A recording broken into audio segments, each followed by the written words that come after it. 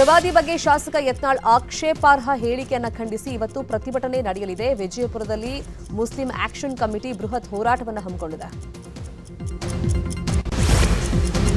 ಕೇಂದ್ರ ಸರ್ಕಾರದ ವಿರುದ್ಧ ಕಾಂಗ್ರೆಸ್ ಕಹಳೆಯನ್ನ ಮೊಳಗಿಸಿದೆ. ಇವತ್ತು ಬೆಳಗಾವಿಯಲ್ಲಿ ಬೃಹತ್ ಸಮಾವೇಶ ನಡೆಯಲಿದೆ. ಕೇಂದ್ರದ ಬೆಲೆ ಏರಿಕೆಯನ್ನು ವಿರೋಧಿಸಿ ಸಮಾವೇಶ ನಡೆಯಲಿದೆ.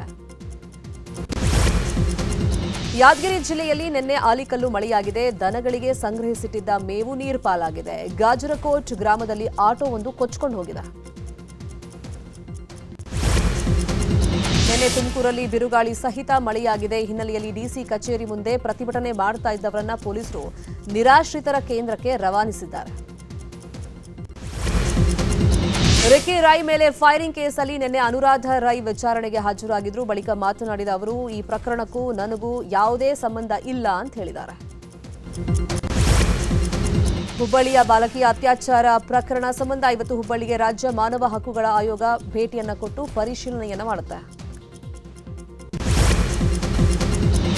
ಬೆಂಗಳೂರು ಬ್ರ್ಯಾಂಡ್ ಮೌಲ್ಯ ಹೆಚ್ಚಿಸುವಂತೆ ಡಿಸಿಎಂಗೆ ಸಂಸದ ತೇಜಸ್ವಿ ಸೂರ್ಯ ಪತ್ರವನ್ನು ಬರೆದಿದ್ದಾರೆ. ಟಿಸಿಎಸ್ 10K ಮ್ಯಾರಥಾನ್ಗೆ ರಸ್ತೆ ಗುಂಡಿಯಿಂದಾದ ಅನಾನುಕೂಲದ ಬಗ್ಗೆ ಪತ್ರದಲ್ಲಿ ತಿಳಿಸಿದ್ದಾರೆ.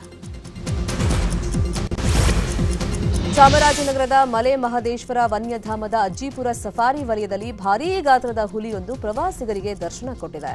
ಪ್ರವಾಸಿಗರ ಕ್ಯಾಮೆರಾದಲ್ಲಿ ಹುಲಿ ದೃಶ್ಯ ಸೆರೆಯಾಗಿದೆ.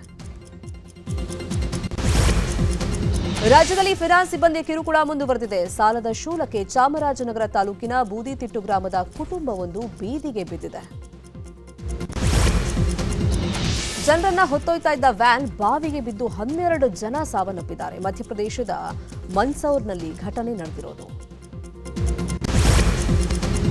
ಐಪಿಎಲ್ ಟೂರ್ನಿಯಲ್ಲಿ ಡೆಲ್ಲಿ ಕ್ಯಾಪಿಟಲ್ಸ್ ವಿರುದ್ಧ ರಾಯಲ್ ಚಾಲೆಂಜರ್ಸ್ ಬೆಂಗಳೂರು ಭರ್ಜರಿಯಾಗಿ ಜಯವನ್ನ ಸಾಧಿಸಿದೆ. ಇದೀಗ ಮತ್ತೆ ಅಂಕಪಟ್ಟಿಯಲ್ಲಿ ಅಗ್ರಸ್ಥಾನಕ್ಕೆ ಏರಿದೆ ಆರ್ಸಿಬಿ.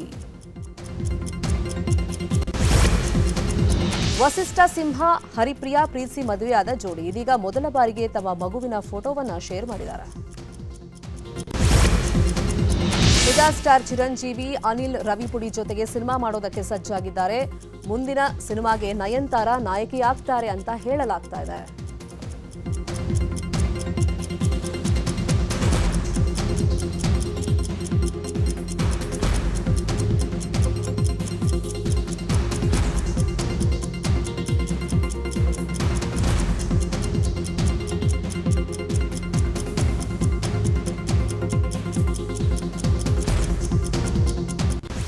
ಕನ್ನಡಿಗರ ನೆಚ್ಚಿನ ನ್ಯೂಸ್ 18 ಕನ್ನಡ ಈಗ ವಾಟ್ಸ್ಆಪ್ನಲ್ಲೂ ಲಭ್ಯ. ಕರ್ನಾಟಕ ದೇಶ ವಿದೇಶಗಳ 360 ಡಿಗ್ರಿ ಸುದ್ದಿಯ ವಿವರಗಳನ್ನ ನಿಮ್ಮ ಕೈ ಬೆರಳುಗಳಲ್ಲೇ ಪಡಿಲಿಕ್ಕೆ ಈ QR ಕೋಡ್ ಅನ್ನ ಸ್ಕ್ಯಾನ್ ಮಾಡಿ ನಮ್ಮ ಚಾನಲ್ ಫಾಲೋ ಮಾಡಿ, ನೋಟಿಫಿಕೇಶನ್ ಆನ್ ಮಾಡಿ.